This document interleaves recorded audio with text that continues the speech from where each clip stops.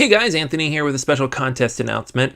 This week, we are running a special contest for Board Gamers Anonymous where we are giving away one science fiction board game. It could be anything from Galaxy Trucker to Core Worlds, Cosmic Encounter, Terraforming Mars, Anachrony, Mission Red Planet, Eminent Domain, Gravwell, Cry Havoc. Tons of games on the list, more than 25 here. If you like science fiction board games and you want to participate, head on over to boardgamersanonymous.com. Give us your predictions of which two games are going to come out of each of these World Cup pools. You're going to get 2 points for every correct choice, and then bonus points if you guess the top winner correctly. And then that winner is going to win a free science fiction board game from Board Gamers Anonymous. So make sure you head on over there and check that out. All right, on to the episode.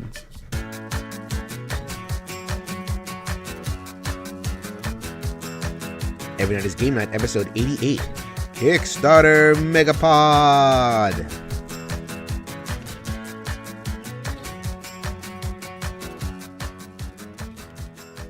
Yo, my peoples, what's up? Welcome back to the Every Night is Game Night podcast. I'm your host, Jason. Thank you so much for joining us. And we needed some help with this one because for this episode, we are going to hit you with some Kickstarter goodness. There are so many Kickstarters that are delivering right now. We got a whole ton of them at our door. We needed to call in some reinforcements. So let me introduce you to our guests before we get into the games. First of all, we have Liz from Beyond Solitaire. You know her from our Acquisition Disorder segment. She is back to help fill in the co-host chair for our Kickstarter Mega Party. Welcome to the show, Liz. Hey, it's good to be back. All right, and we also pulled from the Content Creatorverse a new voice here on Every Night is Game Night. You know him from his blog, Jambalaya Plays Games. He posts all the time on the Facebook group, the Facebook Solo Gamers group. He is Jeremy Howard. Welcome to the show for the first time.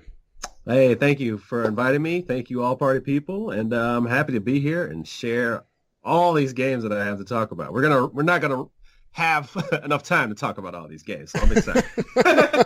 Yeah, it's too much party, man. It's going to be a whole yes and podcast. Yes, I have another one. Yes, I have another one. That is awesome.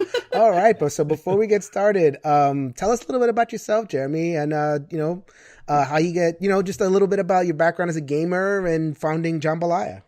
All right. Well, I'm a tall black man, and I'm 39. No, I'm just kidding.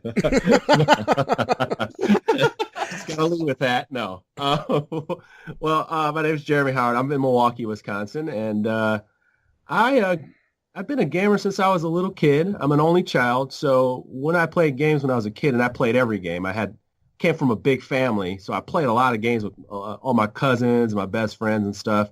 And if you're a Boys and Girls Club member, you play all kinds of games with every kid, and I never wanted to stop playing games. But when I went home, and I was kind of a latchkey kid, which means that I was by myself all the time, and I would play games by myself. And I would play backgammon by myself, and I'd play chess by myself, and I would play any game that I could play by myself, especially Jacks and Super Bowl. Mm-hmm. And, I realized that, and I realized I used to play games with my mom, and it was all a family thing. And fast forward to now, a couple years back, I kind of like I want to play board games again. And I remember how much I loved them as a child. And I started with solo gaming, and I started with two big ones. I started with Mage Knight and Robinson Crusoe. Yes, good taste. Yeah. Mm-hmm. And after, and that was great because they both have bad rule books, and I made it through it.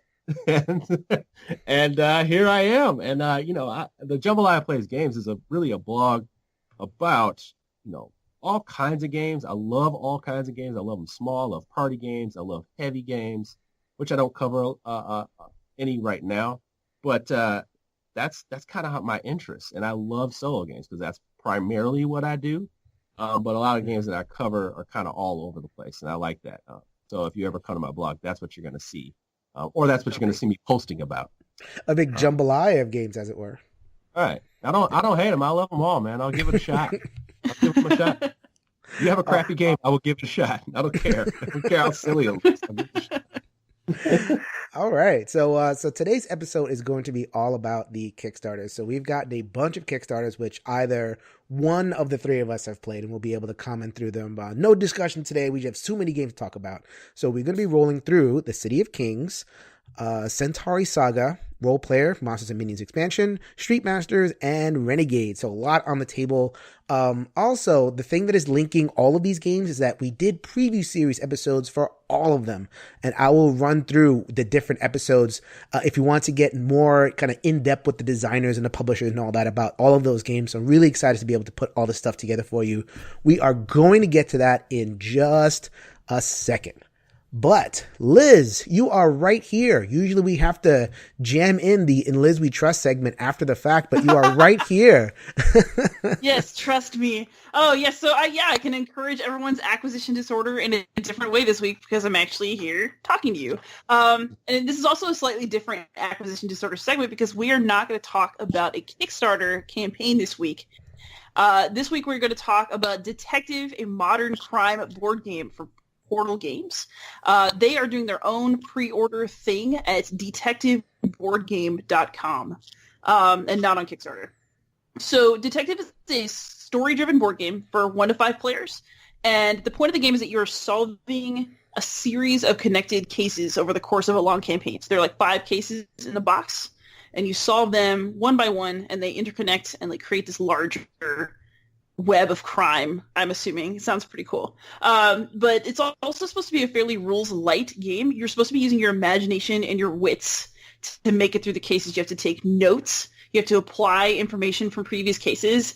You have to combine what you've learned from all these different cards, like these scattered clues, in order to make sense of everything. And there are supposed to be multiple ways to solve each case, so you may not see all the content per case in the box. So it's really meant to mimic the feeling of solving a crime. And I think that sounds really exciting because I like an intellectual challenge that doesn't have just easy answers. There is a limited pre-order going on. So there's a limited stock of 1,000 copies. And the base game is $50. But I will warn you that shipping from Poland is almost $30 if you're in the United States. So depending on how bad you want this one, you can go for the limited pre-order with a lot of extras, or you can wait for more U.S.-friendly shipping. Yeah, buddy. What do you think, Jeremy? That's another Kickstarter play. It's $25. That's it. That's one of those little jambalaya specials right there. I can find some for $20. I can get like 3 copies of Sprawlopolis for that. Right. I got.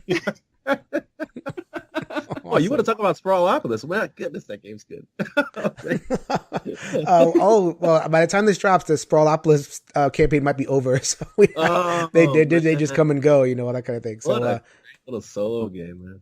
Hopefully we'll be able to cover Sprawlopolis coming soon. Yeah, this is going to be that kind of episode because we are just having a good time over here, having laughs. Jeremy might be having some adult beverages in the background. Oh, we don't know about that. Don't rat him out. Don't rat me out. No, I said might. I covered myself. Don't worry. I'll age well over the podcast. All right. So now that we are done with our acquisition disorder, let us get to the meat of the episode, which is lots and lots of games. So we are going to begin first with a game that was featured on episode 2 of the ENGN preview series. This is the City of Kings, designed by Frank West and published by the City of Games. So, City of Kings, I think it's probably the biggest game that we're going to review today, which is, ironic because it's first. So the City of Kings is an overland adventure game. You're thinking, stuff like Runebound or, these big kind of, huge map, lots to do, a fantasy adventure, all that kind of stuff. But it's honestly not like any game you've ever played. Every once in a while, a thread will come up in that City of Games page, or City of Kings page, like, oh, what's this game like? And it's not like anything really that you've played. It's more like Warcraft, or World of Warcraft, which is the video game that kind of inspired this game. So how does it emulate a giant, big video game? The biggest thing that it does is it gives you a fantasy character with a very large player mat. I mean, this mat is banging. It's insane. It's a really big mat. And you have all sorts of stuff on there. You have it's basically like the personal tree, your talent tree in Warcraft. So you have, your stats on it. And you can adjust your combat strength, your range that you attack it with. You can adjust your movement. You can adjust, your level of healing. And there's like a luck skill. And there's all sorts of things that you can adjust where at the beginning, everybody kind of starts off the same, but then you can kind of branch off as you get experience. And you could, basically kind of mold your character in that realm of Warcraft where it's like, okay, I'm going to be a healer. I'm going to be a tank. I'm going to be quote unquote DPS, damage per second. I'm going to, pew pew and kill some folks. So that's kind of the feel that the game is going for, which is why you get that large player mat. Try if you can to get the little like plastic insert to keep all the cubes in place, because if you don't, you might be in a little bit of trouble. Liz, you got the little plastic insert thing, right? Oh, okay. So I actually had to. I pledged on the second campaign to get them because let's just say that I tried to go cheap the first time around and I regret it a lot. Yeah, a lot. I'm sorry. Yeah. But I am really enjoying the game. Like anything that involves interesting stat boosts and stuff, it's like catnip. I can't help it. I love just messing with my character stats and trying to build them out in different ways. So okay, so that is kind of the feature of the game. So then what are you doing with this character, right? So you're going to be exploring a land of it's basically face down tiles, so you start off in like one corner of this tile field that you're building, and you're going to be moving across those tiles and you're going to be discovering stuff. And depending on what the scenario is, that'll shape kind of what you discover and what you have to do and all that kind of thing. So you're either going to, you'll uncover a tile and you'll find a quest giver. Just like Warcraft, hey, you pull from a quest deck and it gives you kind of this thing that you're doing. Usually a fetch quest. Some of them are a little bit, sillier, like, there's a dexterity quest or something like that. So I didn't do too well in that, but, there's a lot of different varieties of quests. And then you're going, a game like Warcraft wouldn't be complete without monsters. So the monsters is also where this game kind of does something really, really different. So when you discover a monster in this game, you are going to construct it basically. So like you take a basic stat bar of like, its hit points and its damage that it deals. And that's always the same, no matter what adventure you play. The level 1 monster has the same stat bar just over and over and over again. Where the variety comes in is that you pull from a bag of talents, and then the talents kind of go on there and creates this kind of amalgam monster. So like you could have a scorpion and it has a stat bar. It's like, yeah, I'm fighting a scorpion that has acid breath and frost breath. Wait, how's that possible? Or that it teleports or whatever it is. So it's like, it generates this really random monster thing that will scale depending on how many monsters you get. So, it gives you that feeling of progression that way, where if you discover too many monsters, you're up behind the 8 ball. You really have to kind of develop your stats, min-max and all that kind of stuff in that Warcraft way. So that's like the combat and exploration. There's one other part of Warcraft. Are you guys, by the way, veteran World of Warcraft players like me? No? No, I played for like 2 or 3 years and then I was done. Oh, no. That's plenty. Yeah. So if you weren't questing and if you weren't combating, what were you doing? You just walking around, free grinding. Yeah, just literally walking around and hitting crabs, hitting just random stuff. I mean, I've done that sort of thing in Skyrim. So you're gathering resources, right? So I think this is one of the only adventure games that like you really give you that sense of gathering just random resources. Like, you're gathering wood, you're gathering, what are some of the other resources? Like I think item parts or whatever it is. Fish. Yeah, that's the one. So you're gathering these different pieces from these different areas with special worker pieces. So like you have your main and then you have your quote unquote alt, which is your worker piece, which goes out, gathers, and then you bring that back into the city, and you're doing that simultaneously. So like your whole turn will consist of doing the adventurer thing, but then you're doing the resource gathering thing as well. So that's what makes it, like, besides the tech tree, that other part is what makes this game unique. So there's all sorts of other rules. I don't have to go into them. I mean, there's, the only thing I'll say is that as a solo, you have to play 2 characters, which I hope you have table space, because if you don't have table space, you are boned, because you have 2 giant player mats. You have the big thing going on. You have all the decks and everything going on. So, so that's basically City of Kings. Jeremy, you didn't get a chance to crack into this too much, right? No, this is one of those things where as soon as I got it out, I like made my little face and went joy, and then like opened it at night and like, massaged all the parts and put them all in their little, because I got the deluxe version.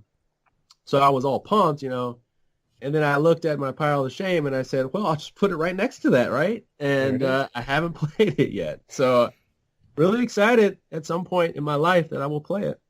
Right. Liz, you've been enjoying this, right? Yeah, I have. I do like all the leveling. I think it's really interesting. You have to make choices. And of course you also need to play 2 characters for this, which is you can put things into your combat stats, but you also use those same experience points to level up your worker and their gathering abilities. So you have to really think about where those points need to go. I've also been really enjoying the combat just because of the way that you can move with the enemies, like trying to figure out where they're going to move and if you need to back off from them or if you need to put yourself in a good position to attack them. I really like the movement system. Okay, I have a question for you with that. I have a question, if you don't mind. So do the enemies, do they attack your worker? They capture your worker. So like if the worker moves onto the enemy space, or if the worker's on the space and the enemy just kind of spawns there, it'll just kind of be there and like hide behind a bush until you get there and or you somehow rescue the worker or whatever it is. So it's not like crushing. If it was, oh my god. Yeah, that'd be bad. I think for me, so this is my positives. Like, it's a really unique game, and I'm always harping on, you know, the podcast about like I want to play games that I haven't played before. I want people trying interesting ideas. So a game like Millennium Blades is a polarizing game. People love it, people hate it, but I love the fact that it tried something different. You know, even if I'm not the biggest fan of it, I can respect it for doing that. So like this game, I mean, you're giving me like the grinding and you're giving me the adventure and you're giving me the questing, you're giving me all that in a package that takes like 2 to 4 hours, depending on what scenario you're doing, whether you're doing a standalone scenario, like an ongoing quest type thing. Wow. And it pulls it off. You know, it's a pretty enjoyable thing.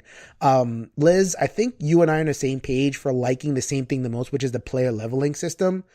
Man, I love that, you know? Like, there's a tech tree on the side. I didn't love that as much. Like, you know, you can kind of get these special abilities. I didn't think the special abilities were all that jazzy.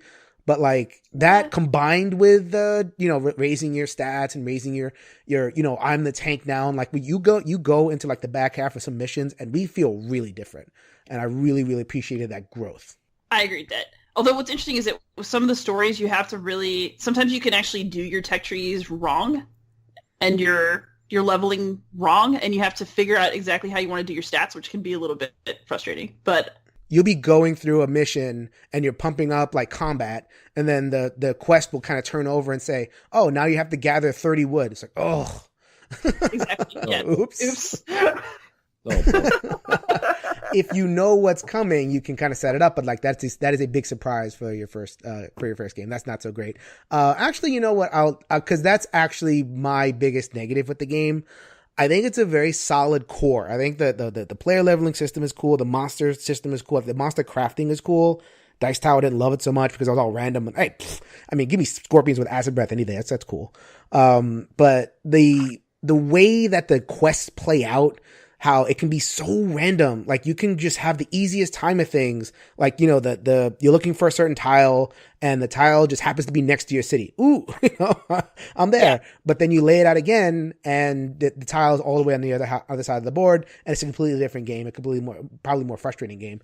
The monsters, if you get a quest that summons a monster, like in turn 2, you're boned. Like, I mean, because the monsters scale up and you might get a level 3 monster just sitting there and you're still struggling to get levels and whatever. And the monsters don't necessarily move because they have to have the move actually thing. But if they do, well, forget it. You're just boned. All for randomness. Like, you couldn't really control it. And then the quest system. So like, as Liz was mentioning, if you don't know what quests are coming and you built a certain way, you might get a quest or get some sort of event that happens and you're completely unprepared for it. And there's nothing you could have done about it. So like, I think like they talk about like a cone of possibilities. So like the cone is wide. I mean, many things can happen. And if you happen to land in the middle of that cone, you're going to be really happy. It's a very satisfying experience. But if you land outside and like some of the randomness kind of like bumps into stuff, like, and just creates unwinnable scenarios, then it's really frustrating. So that's hard. Yeah. You know, it's a good game. Like, I can recommend getting it. It's just, for me, buyer beware. I'm going to have a similar criticism with another game coming up, but I guess it's just the nature of adventure games with lots of scenarios. Right. But yeah, that's kind of my reaction to the game. Jeremy, is that something that you've encountered with games where like the possibilities are so wide that it just like goes off the rails sometimes? Yeah, but you know what? That's what I was just thinking of this point as soon as you were saying that. And I was like, you know what? That's what people don't want. Right. And at the same time, that's what adventure is about. You know, like when you watch a cartoon and the adventurers get stuck and it fades out to the commercial break, you're supposed to feel like, okay, they might lose this time. Oh my God. and then they come back and they always win. Well, what if you lost? You know, like you fought epically and you lost, and you may have actually had a chance if a couple things turn your way, or the mistake you made 5 turns ago is actually like, you're like, screw it, I'll be all right. And then 5 turns later, you're like, oh my God, if I had that stat +2 earlier, that's your decisions. But at the same time, people get, they're like, well, it just turns out where it's, you can't, it's impossible. I'm like, did you forget about the decisions that you could have made? And that's a thing that I understand why people get, have like such a visceral reaction to that. But at the same time, like if a game provides that much possibility and that sense of adventure that you're looking for, I mean, why not? Sometimes you stink at games and sometimes the game stinks, But I like to win. Yeah. I want to win. I like to win though. I like to win though. But yeah, I'm okay with taking an L if I had a good time doing it, and it's supposed to be a challenge. So if you just miss the challenge, if you just miss on the challenge, I mean, that's kind of what happens. I mean, that's the one thing about adventure games. Sometimes you're just not going to win. Oh yeah, I don't disagree with that at all. Actually, full disclosure, I backed the new storylines on the second Kickstarter. I mean, I like City of Kings enough to keep going with it. So, my quibbles are quibbles. I'm really enjoying the game. Yeah. So, what is your biggest quibble? Exactly what we were just talking about. That like sometimes I don't like it when games either are too easy, like the quest is right by you, so then it's over too soon and you don't get to level enough, and I like that feeling of progression. Or actually, it's the too easy one that makes me more frustrated. I'd rather have the too hard. I mean, I play a lot of solo games. They're designed, a lot of them by nature, to make you lose half of the time or more. So I don't take that too hard. All right. So I just realized I'm looking at the time. I'm like, oh, we got to get through these games. So that will wrap it up for our coverage of the City of Kings. At the end of the day, we all are, Liz and I enjoy it. Jeremy's intrigued enough to kind of move through it. I can give it a recommendation. So go ahead and check it out. With the proviso that there might be some kind of frustrating randomness or whatever it is. But at the end of the day, give it a look. Okay, we are going to move on to a game that we featured in episode 3 of the preview series. This is from Konstantinos Manos Kevork from Vesuvius Media. The game is Centauri Saga. So Jeremy is the only one that has played this, so we are going to take his word for it, and he is going to give us the truth, the gospel. Yeah. Oh, Lord. It's the best game ever. Indeed. You should have owned it. I swear to God. No. Y'all slipping. You think City Kings is good? No. No. So, all right. So this game takes place in space. And it's kind of space opera-ish. If you have played or you know of Zaya, this would be kind of the competition to it. If you take a look at Zaya's going to be more of a, what I would say, higher produced, and it's gotten a second run, so it's even higher produced. Whereas Centauri Saga is a little bit more of a more condensed game, and it also kind of tries to pull off the big Zaya thing, but it's not as good at it. So what are you doing? Basically, you have scenarios that you can do, and they're pretty much like space cowboy scenarios. They're pulling trains, robbing from one, taking to another. And you have a captain, you have this big board, just kind of like City of Kings, but not as big. You're going to have power-ups. You can power up your units. There's a lot of little decks that you use to power up your ship and your captain and your crew. And I love that because it actually starts you off with a small, like kind of like City of Kings. You're leveling up slow, and then you're adding these action points to your attack, to your shields. To the speed at which you move across the board, and the board is built through little tiles as you go across. The interesting part about this game is how it ramps up. So what happens is as you're traveling and you do things like explore, and then you're just kind of investigating and building the map, and then this deck comes out, and it basically has you put down these crystals, and when the crystals come out, also potentially enemy ships can come out. And you have a couple turns to do that. You may not get a ship. You may not get enemy ships. And then all of a sudden, about the third turn in, you get a boss. Where'd you come from? Yeah, I know. Like, it's just out of the blue. Like, no matter what you do, each scenario has a deck, and it has, like, a boss for that deck. And it could potentially, you could have 3 bosses at the end of the 10 rounds. So what happens is this boss comes out, and the boss actually has like its set of conditions that it does to the area. And it'll start shooting out, let's say, like it'll disarm your exploration devices for a turn. It'll put 2 ships out, enemy ships out. It'll give every ship 1 extra movement every round. And then with that, there's also an event that comes out with them. So it's something that can stay in perpetuity, or it's something that you can get rid of. So what happens is all of a sudden, by round 3, by round 6, you have 2 bosses to deal with. You still got to finish whatever your mission is: pick up, deliver, repair things, make a star base by a certain amount of time, and deliver something. There's just enough that pulls you all kinds of ways that makes this game really interesting. And I love just it still achieves that. I would say that really contains story-driven thing where the scenarios work. They're tight. They're about an hour, hour and a half. And you're just going to have fun. I mean, like, the art is not good. It's not like this. I shouldn't say that, because that's the first thing when you look at it. Since you've seen Zaya, you may go, yeah, this art doesn't look that good. But at the same time, like, their minis are amazing that they have in here for their bosses. And then after a while, you're just sort of like, yeah, this looks okay, because you can see where they were going. And they also came back to it. Full disclosure on this game, the rule book was really poor for the first edition. And they came back and doubled down on it. And they have Centauri Saga, the reprint. And now they have Centauri Saga, the legacy game. Vesuvius Games, what is it? I'm sorry. Yeah, Vesuvius Games, like the mountain, sent me a copy of the base game and also a copy of the legacy game. And I have yet to play the legacy game because I've been really, I don't know if you pay attention to my Twitter, I was really like kind of consumed by this game. And it's just because it's actually kind of like action-packed. And it's action-packed because you kind of don't, unlike, I keep saying Zaya, but like they have those big modular boards and they're laid out so you can see the whole space. Whereas this one, you're building it every time. Or even if the scenarios are there, once they're set, you're just like, oh my gosh, like I have to deal with that, and that, and that. And it's way over there. and you know how the game works, and you're just like, I don't know how I'm going to get over there in time. And I love it. It's hard. It's not easy. And it definitely plays into my inefficient planning skills, and it pummels me for that.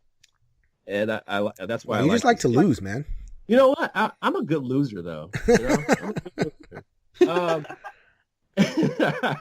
I'm an entertaining loser. That's what I tell people. I'm an entertaining loser. And you can play this purely solo. Good luck with that. I would say play at least two-handed. I've done it solo, but I've done some of the easier missions like that. But to have two, it helps deal with. Sometimes you just get pinned in the corner and you got to fight your way out. It's awesome to have that moment to get through. It feels like Firefly. It feels like Cowboy Bebop. If you've ever watched that anime, just has all that in there. Yeah. So that was Centauri Saga. Thank you for that review of that. I can only back so much. It's basically the story on this. Here's the deal. It's on the market, and I'll be honest with you. Like I would suggest this, but I know that I would be more confident in saying like wait for it on a sale. Right. Because it's unknown. It's a smaller publisher to the masses. But whenever a game comes in for a reprint and people care enough to yell about it on BGG and ask for, new rule books and erratas and all that stuff, like that means some people care enough to think the game is cool. And they've been great on BGG about correcting those things and being forthright and honest. And they're constantly in the chat rooms. Even when I had rule clarifications, it was almost like it was right there. They sent me extra stuff right away if I didn't have it. And, maybe that shouldn't happen on the second Kickstarter, but they did it, and I'm all about supporting people who actually care about their product and supporting it. Liz, you are up next. We have Role Player Monsters and Minions expansion. This was designed by Keith Matika. Matika Hello, Money. Wisconsin. He's from Wisconsin. Yeah. He was here talking about the Role Player expansion on episode 5 of the preview series. So go ahead, go back and listen to that if you want to hear from Keith. But Liz, you're going to break down the fun time they've had with this game. Yes, okay. I'll try to keep this pretty tight because I know we got a lot of games to talk about. But I really liked the regular role player game without the expansion. where you are a hero, but it's basically what happens before you go on the adventure. You know, you get your stats ready, you get all the best equipment, you get ready to go out into the field and fight. And so that creating a perfect hero was already really satisfying. And so the new expansion is Monsters and Minions, and basically it gives you an additional option. So on a given turn, you can draft dice, you can adjust your stats, and you can also purchase items. You know, like suits of armor. If you get a set, you get more victory points, stuff like that. So now, if there's nothing that you want to buy, or if you're feeling a little stuck, you can instead go on a hunt and kill off a minion. And that's another route to getting victory points. And at the end of the game, there is a boss that you fight. So what's interesting is that a lot of people, I think, in the expansion, like really have that instinct to go after the minions a lot, but they're actually just, it's more of a seamless expansion of what you're already doing, which is getting victory points. Okay. So you can choose to follow some of your same strategies and just mix the minions in. There's not actually an obligation to go after them all the time, if that makes sense. Okay. So even though they're there, it's almost like you could still just play a role player with the expansion. Yeah, except at the end where, you know, in the solo version, you can lose that boss and die. Okay. So you have to keep an eye on that. So you have to uncover information about the boss as you go, like where am I going to fight it? And, you know, try to figure out some things so you can adjust yourself to be ready to fight. So, you know, that is an added element to the game that I really enjoy. But, you know, it doesn't have to feel that different from regular role player. The other thing that's a cool addition, actually, is that there are these boost dice that instead of going from 1 to 6, they go from 3 to 8. So you can use them to kind of have these super pumped up stats, but you have to be careful because they're colorless. And in role player, there are a lot of color requirements for the dice. So there's a trade-off with the boost dice because you can either, you know, have a colorless die that's going to get you a higher number, you know, or you can go for the more traditional colors that do something for, you know, your goals as a character. Wow. Go ahead. Sorry. Oh, no. I mean, I would say it's one of those expansions that once you play with it, it kind of feels like it was always there. Yeah, that's a thing. Yeah. I think I'm going to probably publish a review of regular role player and then a review like with the expansion, and then I'll never separate them back out. So would you say that this expansion is like a truly essential expansion if you like role player, just makes it all better? Or would you say it's like this kind of nice to have thing that you can enjoy role player without it? I don't think it's... I think there will be some people who tell you it's essential. I don't necessarily think so. I think if you're happy with the base game, you don't have to have the expansion, but it's nice. Okay. I think that's where I'm at with it. All right. So that was Role Player Monsters and Minions. I have not played that, but I am looking forward to it. Role Player is one of my favorite games from the last couple of years. And yeah, I'm a big D&D guy, so this is a no-brainer. It will definitely get played by me eventually. Okay. So here is a game that I have played. Have you guys played Street Masters? Yes. Okay, so we're gonna have some fun. All right, so this is Street Masters: Rise of the Kingdoms. This was designed by Adam and Brady Sadler, published by Blacklist Games. Brady was actually on the show on the road to Origins in a rainstorm on episode 6 of the preview series to talk about this. Talk about dedication. That dude is awesome. What a G he is. He's gangster. I love it. That dude is a G. Yeah, that dude's a G. He's gangster for that one. Yeah. Love that. All right. So Street Masters is kind of an homage to Double Dragon, Streets of Rage, the adventure brawler video game. So like, you know, we all remember Street Fighter, like the one-on-one combat. This was the side-scrolling brawler where you're, you know, 1 or 2 people, or if you're playing the arcade, like up to 4, and you're just going through level after level, beating wave after wave of bad guy, and then the occasional boss and all that kind of stuff. You know, you're punching, you're kicking, you're throwing, you're picking up turkeys to heal, and like it's just a bunch of arcade awesome. And they wanted to bring that back and put that on a board game version. What this game does, so it does 2 things. One, it gives you tactical movement and miniatures. I mean, you cannot have a evocative game like this without like that sense of tactile movement. So you're going to get that. But then what they did was they kind of developed this thing they called a modular deck system, which if you listen to the preview series on Brook City, I know I'm just advertising the heck out of the preview series. I'm shameless. It's just the way it goes. So like the modular deck system is basically modeled on the Sentinels of the Multiverse paradigm. So that's basically the game. Like the game is in 3 different decks that are basically echo the different decks in Sentinels Multiverse. So each fighter has a fixed deck of, in this game, 25 cards. And you're going to play those cards just like you do in Sentinels. So like sometimes you're going to play the card and it's going to be just there as a tactic and it'll buff what you're already doing. Sometimes it's a one shot, and then the one shot lets you attack or like move an attack or do whatever, some special stuff. So that is your turn every round. You could be playing cards, you could be attacking, and basically what you're doing in Sentinels just with that tactical movement piece. The boss has their own deck. And what does the boss have? It's Double Dragon. So what it's going to have? Minions. The minions are going to be running around. They come out one at a time and they just kind of like stalk you and do all sorts of stuff to you. Maybe they'll throw something at you or shoot you, doing all sorts of crazy stuff. If you let them build up, just like in the arcade game, you are going to get hosed. So you better be on minion control for some of that stuff. And it's operated by a deck.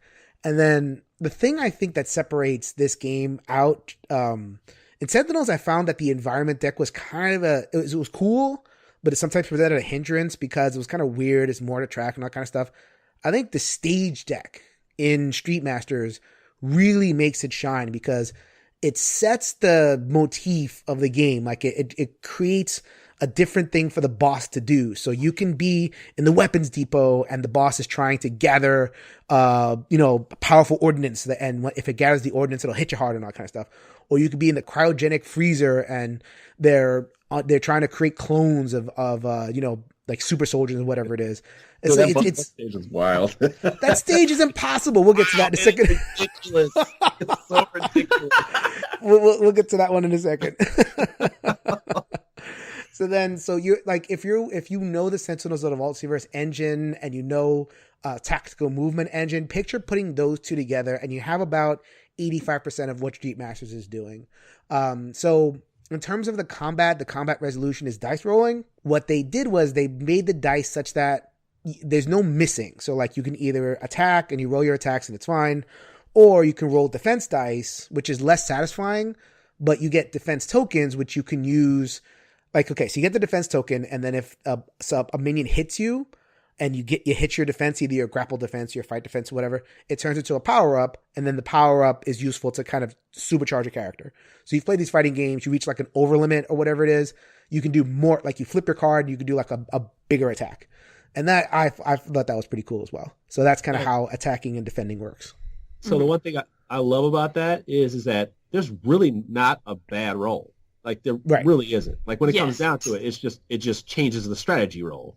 But at the same time, since most of the bosses are generating massive amount of defensive tokens, and then like you're starting to get a whole bunch of guys ganging up on you, that's fine. Like eventually, maybe 2 turns later at some point, because it gets pretty ugly as far as defense goes, you can start blasting off these, huge attacks. I mean, some of your most powerful attacks twice, and it's like, that's awesome. It's a really good feeling to get those supers off, almost like when you're playing an arcade game, like it's like pressing both the buttons at the same time in Ninja Turtles and you smack, like it, like it feels good and you just start spamming it. but getting ready for your smash attack. Right. It's just like, that's the thing. It does feel like that. And one thing I definitely love about it is that stage deck, just like you said before. Like it is, once you even know how to play it, it's still interesting every time because you can do that with a certain boss, and that makes it different.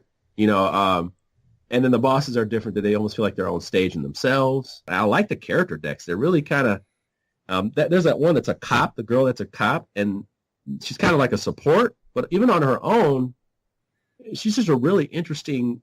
She does a lot of interesting environmental things and kind of distracts distracts what does she do? She puts in a call or something like that, and she gains defensive tokens. She gains intel, everybody else and stuff.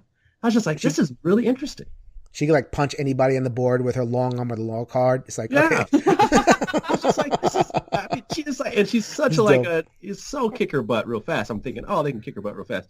You play her right, she's awesome. Mm-hmm. She's awesome. Yeah. I just like. And I love how much personality the characters, like, listen to the way we're talking about her. Like, there's the cop when she hit her with her long over the law. Everything is so thematically tied in, and in ways that make it really feel like you're doing something more exciting and fun than just having a beat 'em up experience. Yeah, that Like Ryu, it the Ryu attached to dude. what's going on in ways that are like a little bit more intense, if that makes sense. Right. The Ryu dude plays like a Ryu dude. Yeah. Hadouken! Like, I feel like I'm playing like, yeah, when people make games like this and I see what they do with this product, it makes me interested in the next product because I know that, like, even when I see something like that, I can convince myself like, hey, they know what they're doing and they're only going to make this system better. And one thing about them, you can kind of tell how I roll now. They did a lot of playthroughs for this game, and they played through almost every piece of content that was in the box and the expansions because they love their games. They still play Street Masters now. They interact with their community, and they really believe that Brook City is the next evolutionary step. I don't know that for sure, but I just that's what I want from companies. You can't always get personal, but I'm glad when people are, especially as a solo player, it does help. They're in the communities too, which is great. Yeah, I actually reached out to Brady. I had a rules question about one of the boards, and I'm like, can I bother you for a rules question? He's like, hell yeah, dude. Yeah. Like, no problem. I'm streaming Street Starters right now. I was like, you are? Why? He's like, this game is awesome. I'm so glad I made it. I do have to say, this is one of those games where I regret that I only have the base game. Yeah. Oh, hey, and not immediately. expansions. That's why I asked you right away. I was like, did you get the expansion? No. It's another one of those cases where I didn't get the anti-knock tray. Yeah. Glenn from Board Games and Bourbon, he got all the stuff. And I was like, hey man, when you're done with that, send it to me. That's it. Just pass it along. I want it so bad. I want that so bad. Well, aren't they coming to Kickstarter again? Yeah, so they're already working on new stuff. They've already reached out to the community and asked what they want already. And they're already writing stuff and drumming it up for the next Kickstarter. I think in Brook City, you can order more of it. So when they get to the pledge manager, you can get in and then order some of the things from this previous campaign. So I'll stay tuned to that and definitely start passing out that information because I got to keep my ears to the streets on that one. So I think what you're hearing from us is the card play, like especially for the heroes. The heroes is very, very interesting.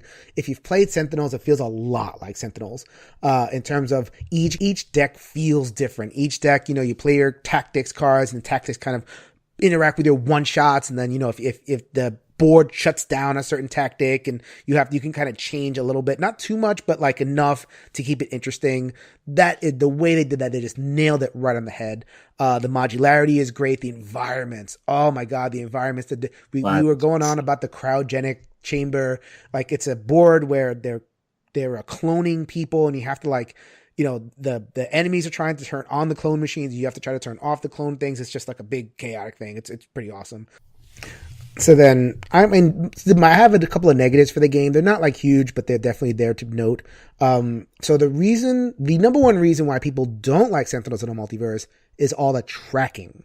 So there's a lot to keep track of. Like, okay, what's this enemy doing? What's that enemy doing? What's I got to read this stage deck again, make sure I'm reading it right. And, each of the different enemies have like different behaviors. You're going to keep track of all that. You're doing a lot of upkeep and you're not actually playing the game. You can kind of overcome that mental barrier just like in Sentinels, but I can see if you're not you just want to like that smoother experience. It's maybe present a little bit more for you that you can handle. I thought the campaign wasn't great. Like, you go through story 1, story 2, story 3, story 4, story 5. And, unless you're playing with those personal stories, you're getting the upgrades. I just felt like I was playing 5 different missions and I just couldn't kind of do that, I definitely agree with that. But what I was saying is I'm really more so into the fact that you could play that kind of mission, but then also the story of the hero is actually something that makes it worth playing. Like, so if you really want to play, let's say 4 missions in a night by yourself or with somebody, you can get a little bit out of that by actually adding the hero stuff because it seems like that's more so what they wanted you to do, like play the hero's journey. And I thought those were good enough to, kind of care about. I mean, after you play them once, it's kind of like, it's kind of what it is, Yeah. But thankfully they have enough characters to do that with. So, I think that's what you get. That's what you pay for. You get what you pay for at least. And speaking of solo, you can play this with one character. So it is It results in some funky AI behavior sometimes. You can kind of make, because there's a lot of room for the enemies to roll. Sometimes they kind of get caught and just like wander around. Yep. But it works. And, once you kind of get into it, you can play one character and it totally works. Liz, what did you enjoy this game? I did. Yes. I do, however, enjoy playing with two characters. I'm used to playing multi-handed anyway. I like having people to bounce off each other. My official thing, I am completely over the moon for this game. I think me and Jeremy are on the same page here. I love it. And I don't say that often about games. Someone's like, oh, it's good and it's good.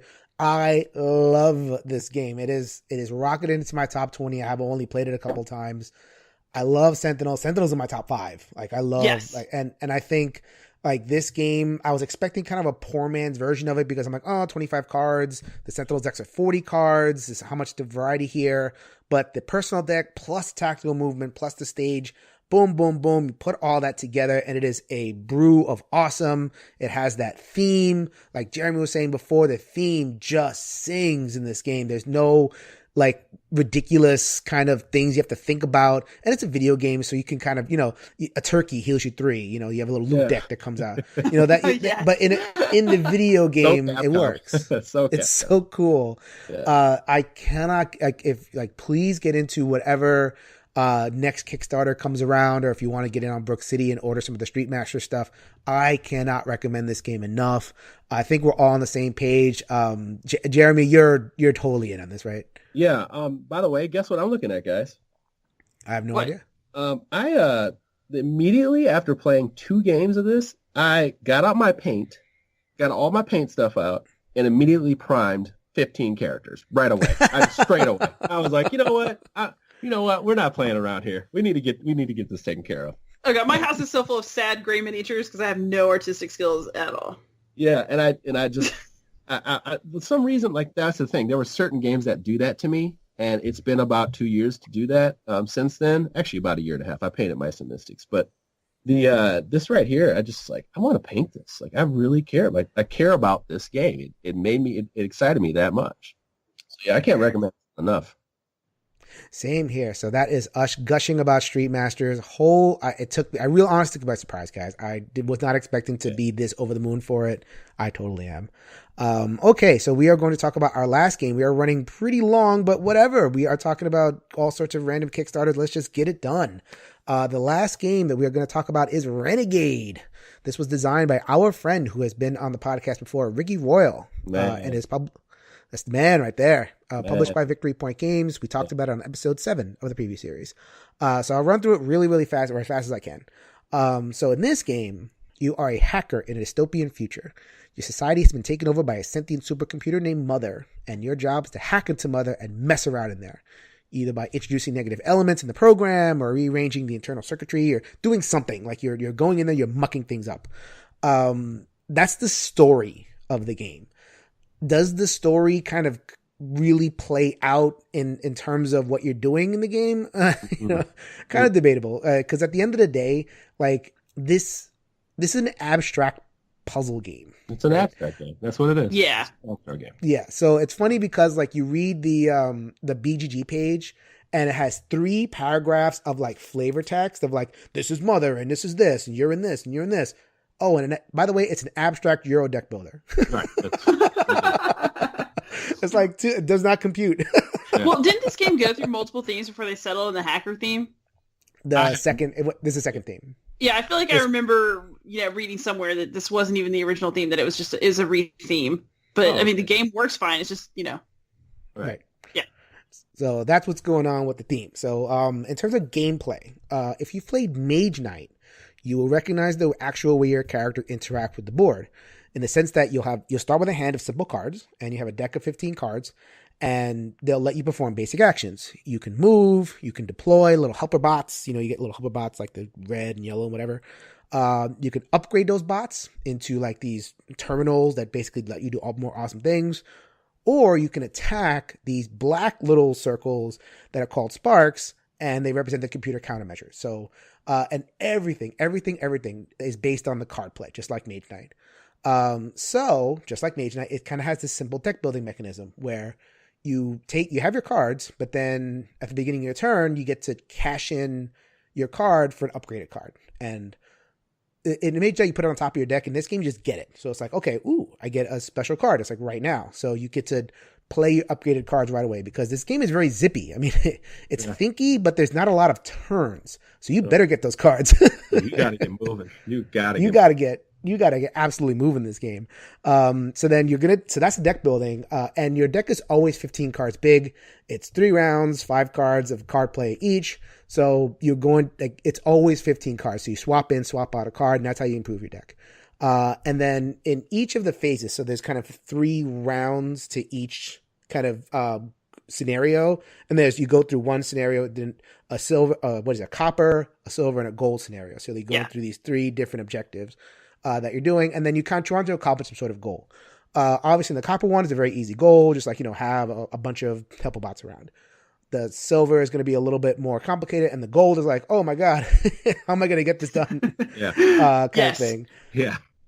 So that's kind of what. So that's what we're all laughing because it's like, oh my god, how am I going to get this done? That is exactly. I played this game, and I was like, are you serious when they hit the gold stuff? I said, hey man, you need to rewrite these or something. I actually wrote that as like you need to rewrite these. They're not possible. Let's just say the world is doomed if it's in my hands. Let's get real about that. Mm-hmm. So then in terms of that's all the stuff that you're doing. You're abstract. It's very abstract. So you're kind of moving. You're playing your cards. You're generating symbols, and you're trying to move around all kind of stuff. There is a simple combat system. The way combat works, one of 2 ways. You can either kind of build up your red helper bots and then roll dice. You have this like a kind of opposed roll, and you try to put the odds in your favor. Or you can have your little yellow bots come in and modify them, quote unquote, and just like turn them to your side, which is like, ooh, you're mine now. That's a pretty cool thing to do. So there's a lot of different ways to kind of accomplish the different goals. And I think that's kind of at the end of the day, the game's biggest strength is just like Mage Knight. It gives you a puzzle, and it gives you resources, and you have to puzzle through what option you're going to do in order to accomplish that puzzle. And it isn't like that it's no hope, and then, you kind of have to like figure out the one way. Like there's a lot of ways to do it, especially in those first 2 kind of objectives. Yeah. Am I going to do it this way? Or am I going to do it with a lot of green cards?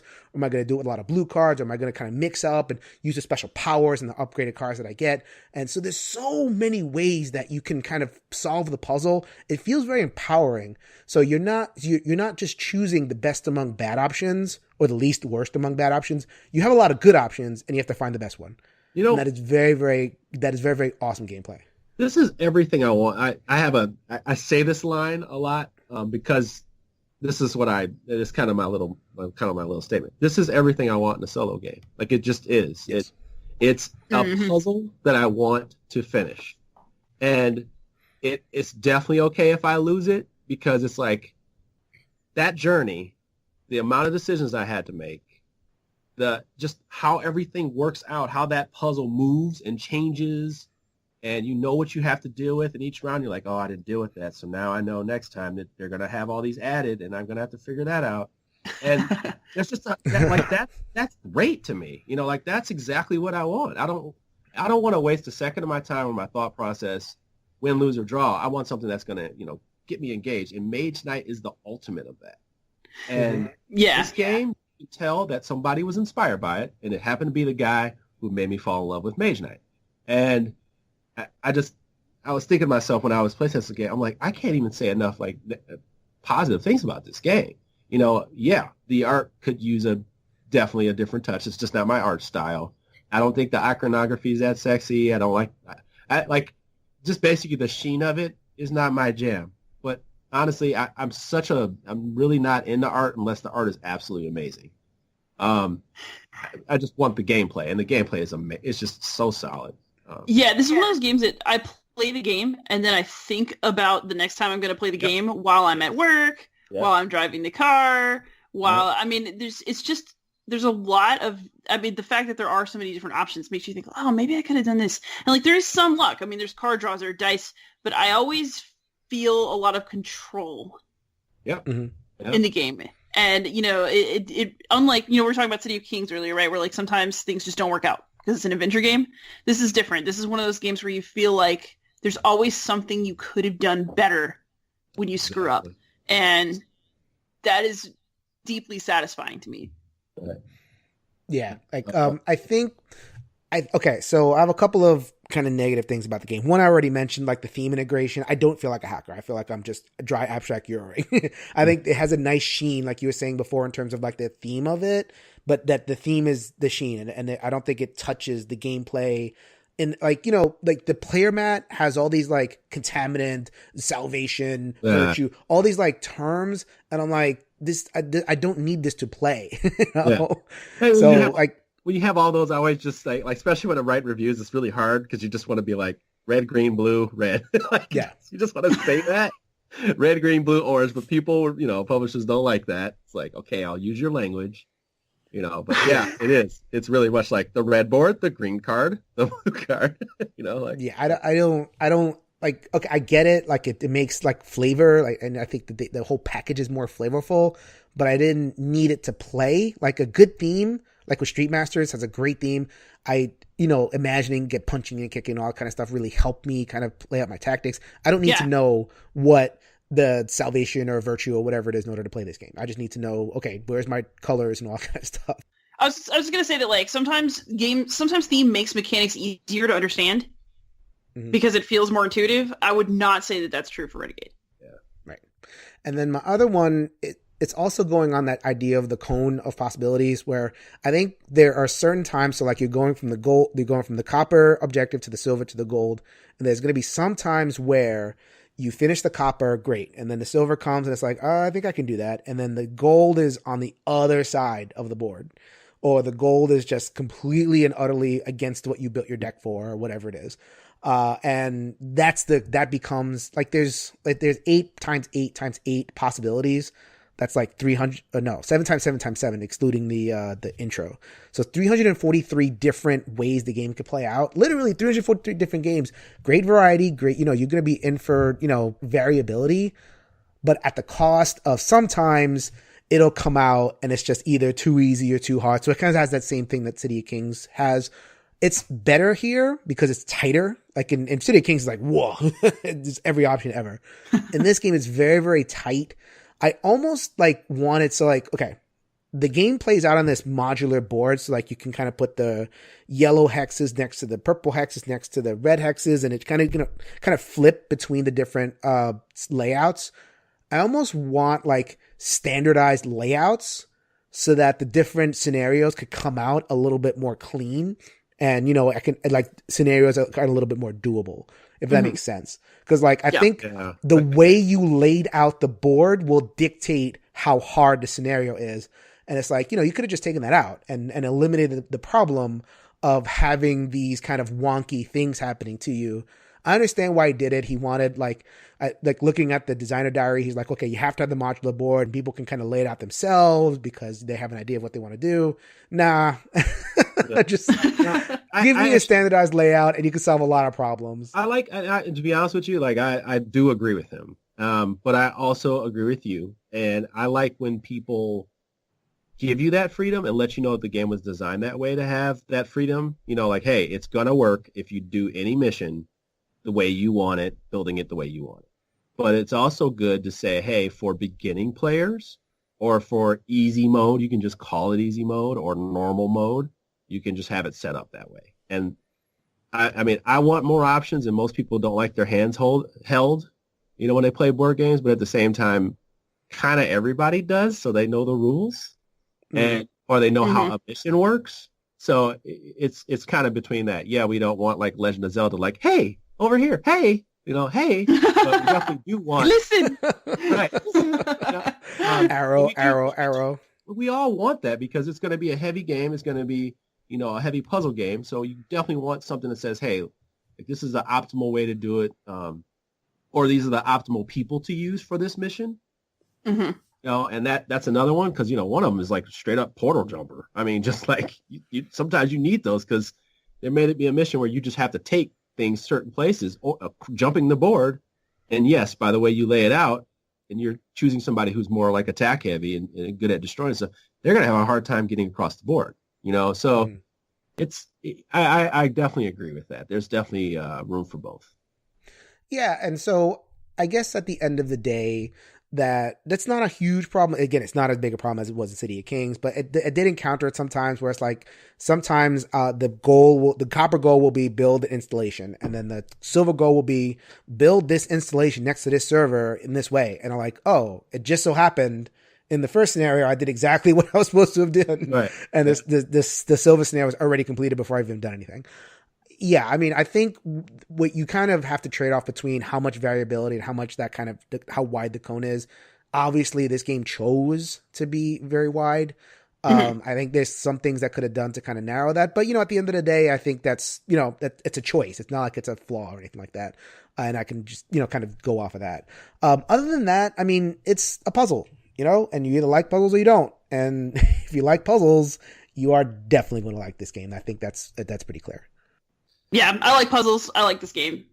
That's about right. Anyway, so that is going to be our mega wrap-up of Kickstarters. We hope you enjoyed us having a lot of fun talking about some games. I think on the level, we love all these games. Like, I put them on the preview series, obviously, because they looked appealing. And I think that, games that kind of in my wheelhouse, I think all of them kind of meet that goal to one extent or another. So if you're into them, they're available either another Kickstarter or, some kind of pledge manager or something like that. So, go check them out.